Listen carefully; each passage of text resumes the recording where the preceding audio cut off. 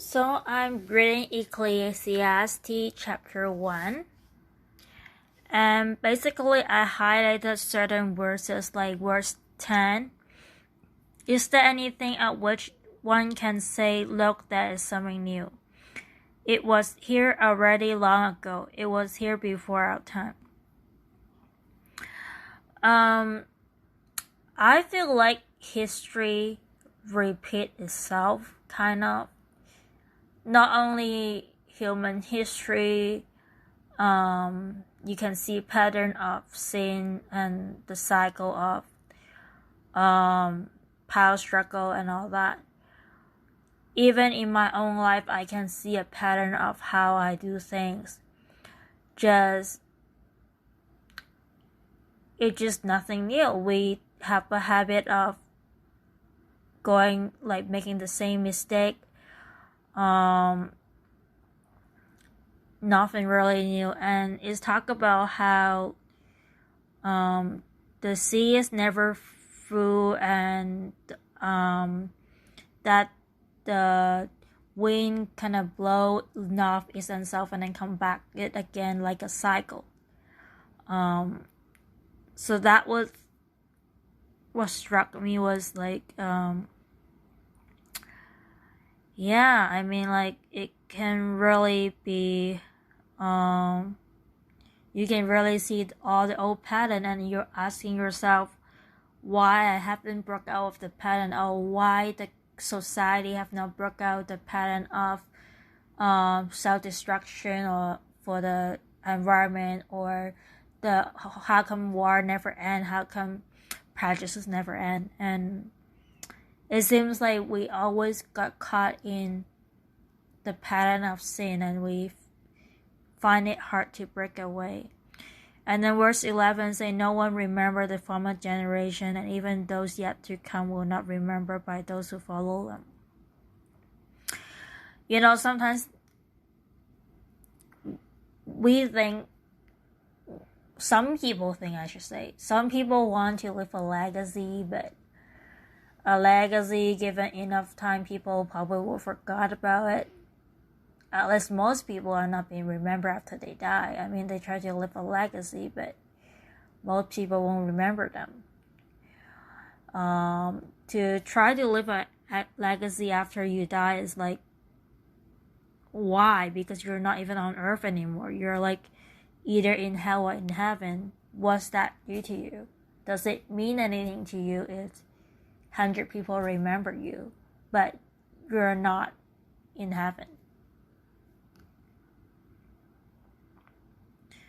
And then goes to verse 14 to say, I have seen all the things that are done under the sun, all of them meaningless, chasing after the wind.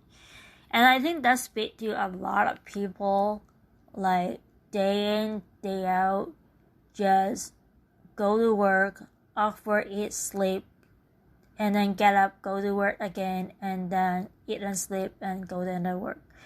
Like, it seems like once we enter the workforce, that's the way we operate. We actually just go to work to pay the bills, eat and sleep, in between have a family, and get it even more busy without stopping to enjoy yourself, or enjoy God, or enjoy nature.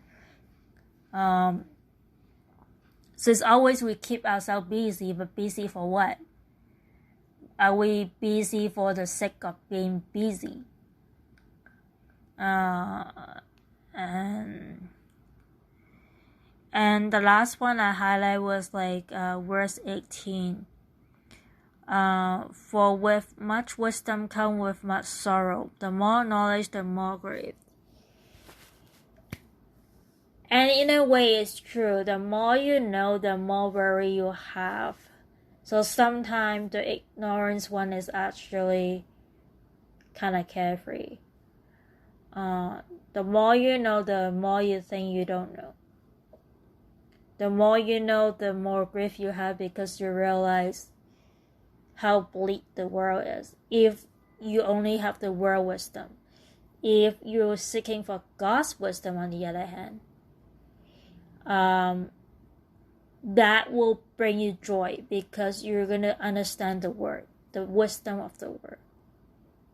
Well, you're solely seeking for the world wisdom, then you're kind of disappointed.